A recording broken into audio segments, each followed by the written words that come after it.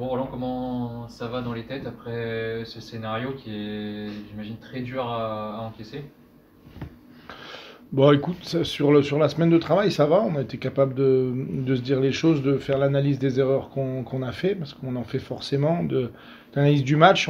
Il y avait beaucoup de frustration, parce que c'est vrai que un résultat positif nous aurait fait un bon classement, mais bon, c'est comme ça. Après, ça fait partie aussi de ce qu'on a défini sur la fin de saison, la capacité de rebondir de moments qui seront encore difficiles. On sait très bien qu'il y en aura encore, et voilà, ça en fait partie. Et je trouve que dans la préparation de notre semaine, voilà, on a su remettre du dynamisme et se remettre au travail en prenant conscience des erreurs qu'on a pu faire collectives ou individuelles. Justement, sur ces erreurs, nous de l'extérieur, la première chose qui frappe aux yeux, c'était ces coups de pied arrêtés. Comment t'expliques d'avoir été autant en difficulté dans ce secteur?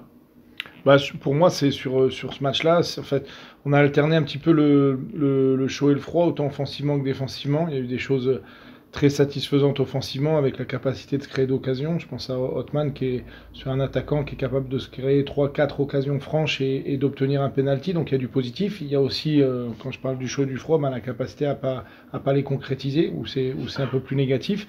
Et défensivement, il y a cet aspect-là où sur la première mi-temps, on maîtrise bien notre sujet, on fait des choses intéressantes, on est très peu mis en danger. Sur la deuxième mi-temps aussi, dans le jeu, pas forcément. Et par contre, on est très fébrile sur les coups de pied arrêtés. Donc voilà, pour moi, on a su cibler justement quelques erreurs individuelles, quelques manques d'investissement. Et après, voilà, aussi de force de caractère qui est difficile aussi dans une période où on est dans la zone rouge. Mais voilà, c'est des choses pour moi qui sont simples à régler et où on doit en mettre un peu plus parce que voilà, ça peut arriver de prendre un coup de pied arrêté, mais être autant en délicatesse sur 8 ou 9 coups de pied arrêtés, voilà, c'est un manque d'investissement pour moi. Donc il n'y a pas forcément de travail à étudier tactiquement ou autre, sur le choix de marquage, c'est uniquement de la Non, volonté, de la concentration. non, on a revu toutes les images, c'est des erreurs de marquage, c'est du laisser aller sur les premières secondes où on lâche déjà le marquage, c'est des positions où on est mal placé. Je pense que voilà, c'est un manque de rigueur et d'investissement et le contraste qu'on voit d'une équipe qui en veut plus que l'autre. Et je pense que c'est souvent le cas aussi dans le jeu et sur coup de pied arrêté, c'est flagrant parce qu'en plus, voilà, je crois il y a deux buts qui sont mis par Françoise, c'est loin d'être le plus grand du match et le plus dangereux, mais par contre, voilà, il y a un investissement qui était autre que notre investissement défensif. Et c'est du coup d'autant plus dommage que ça arrive après, donc encore une fois, une très bonne heure de jeu où c'est logiquement que vous ouvrez le score et après le match tourne complètement en fait après ce but. C'est comment on l'explique ce changement de physionomie? C'est les consignes de reculer, c'est Non, non, encore une non. fois peut-être un peu de manque de jus. Non, non, non, je pense pas. Je pense que la volonté, elle était de continuer. C'est une équipe qui nous met en danger, qui prend de la confiance parce qu'on lui en donne aussi sur coup de pied arrêté. Donc c'est l'aspect psychologique qui est important à gérer. Et on l'avait vécu contre le Red Star aussi, sauf qu'on a eu la chance de le retrouver juste après et que justement l'inversement un peu de force psychologique nous avait permis à la fin justement de le gérer différemment. Là, on le gère pas assez bien. Je pense qu'aussi les absents nous font beaucoup de mal parce que les absents décalent les remplaçants et que forcément, on a moins peut-être de solutions après sur les rentrants, sur des situations. Donc voilà. Et je le répète, c'est pour moi un manque de rigueur. Alors on joue avec des joueurs jeunes, donc on a beaucoup de choses à apprendre aujourd'hui. Voilà. Euh, Yanis a encore des choses à apprendre sur le marquage et ça, c'est normal. S'il avait plus rien à apprendre, il serait pas au puits, il serait resté sur Nantes. Et aujourd'hui, voilà, ses prestations sont très très intéressantes et il y a encore des choses à rectifier sur certains moments. Et on a quelques joueurs encore dans ce profil-là où on a des choses à apprendre et j'espère que justement, ce qui est important, moi je néglige pas le fait qu'on va prendre encore des claques, mais c'est capable d'apprendre et justement de ne pas les répéter. Donc si ce match-là nous permet dans les 5 dernières journées d'être très rigoureux sur coup de pied arrêté et de passer un palier, tant mieux. Et aujourd'hui, c'est pas une surprise quand on a 3-4 absents dans notre 11 de se trouver aussi amoindri. Et pour parler du contenu de cette première heure où j'ai envie de dire tout allait bien, c'est là aussi très, très encourageant dans la lignée de ce qu'on a vu finalement sur cette série de matchs sans défaite. Tu t'es appuyé aussi sur ça pour préparer Martigues? Ouais, forcément. Tu vois, J'apprécie l'analyse parce que c'est vraiment ça, on a alterné le chaud et le froid. C'est qu'aussi, justement, sur un match où on y allait un petit peu sur la pointe des pieds, en perdant quand même 3 joueurs par ligne, on a perdu Max, on perd Teddy, on perd Jessine, 3 joueurs très importants du 11 de départ. On peut y aller face à Avranches qui était sur une bonne série, à part leurs 3-0 à Martigues, on peut aller sur la pointe des pieds. En fait, on arrive quand même à poser notre jeu sur une bonne heure de jeu, avec beaucoup de situations. Donc voilà les choses très très intéressantes. Et après, ben, les petits détails qui font que ça remet tout en question. Et c'est ce qui a été dur, c'est la frustration de se dire, putain, on était à 8-9 minutes de ramener 3 points et de faire un bon classement et de valider toute cette belle série. Et là, ça nous remet une claque. Mais aujourd'hui, cette claque, elle est peut-être plus importante à prendre maintenant que dans les 5 dernières journées. Et ça fait partie aussi de la résilience du groupe, la capacité à justement rebondir encore des périodes qui seront difficiles parce qu'on va en avoir. On sortira peut-être un moment de la zone et on y retournera à la fin. Et ce qu'il faut, ça sera fait fin mai, ne plus être dans la zone. Donc voilà, on apprend de nos erreurs. Et du coup, pour répondre après cette claque, on en parlait la semaine dernière, tu disais qu'il y avait sur les gros matchs peut-être des fois un sentiment de peur ou de crainte qui fait qu'on se sublime. Donc c'est pas mal de rebondir avec un match comme ça contre Martigues. Ah là j'ai été les voir encore une fois sur leur match du Mans. Oui, il va falloir sublimer, ouais, parce qu'on a une très belle équipe en confiance avec un potentiel offensif vraiment important. Donc voilà, il faudra faire un gros match, mais je trouve qu'on a souvent répondu, on a souvent rivalisé avec les adversaires, on a rarement été malmené, même contre les équipes du haut de tableau. Là, on jouera le leader, donc voilà, c'est un super match à jouer et à nous de se mettre au niveau, et je pense qu'on en est capable.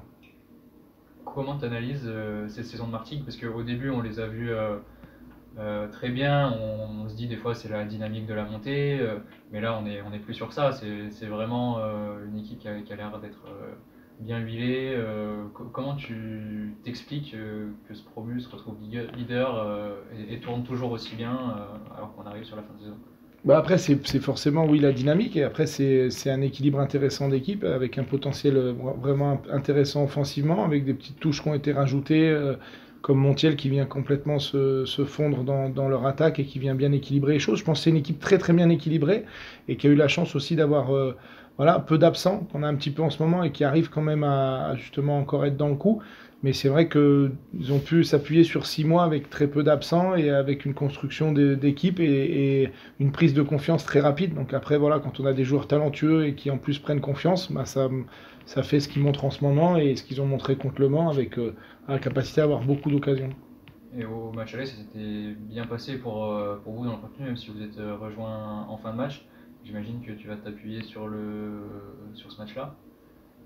Oui, oui, mais comme je l'ai dit tout à l'heure, sur tous nos matchs contre les équipes du haut de tableau, mais même sur tous nos matchs dans la saison, voilà, on a rarement été malmenés. On a eu des absences, comme on a pu l'avoir là sur les dernières minutes à Avranches. On a eu des mi-temps au moment où on est passé au travers. Mais on a vu qu'on pouvait rivaliser face à toutes les équipes. Mais c'est un peu les valeurs du championnat. Tout le monde peut battre tout le monde. Donc voilà, à nous d'essayer de rendre le match difficile à Martigues et d'essayer de prendre des points. Vous avez perdu 10 points depuis le début de la saison en fin de match, dans les 10 dernières minutes. Ça a été flagrant donc, contre Avranches avec ces 3 buts. Tu disais c'est pas commun. Est-ce que tu penses que c'est plutôt dans la tête que dans les jambes que ça flanche dans ces moments-là? Non, non, non, pour moi, c'est pas un syndrome du tout. On en a eu avec des explications différentes. Je pense avec des situations complètement différentes. À Bastia-Borgo, en début de saison, on se fait prendre sur un contre. Là, c'est une équipe qui pousse. Il y a des périodes où on a fini très déséquilibré, on se fait remonter. Il y a des buts qu'on prend sur des... Parce que là, le dernier, le 3-1, a aucune importance, plus ou moins, parce que 2-1 ou 3-1, c'est la même chose. Je pense à d'autres matchs contre je crois, Red Star, où on prend aussi en fin de match après sur un contre.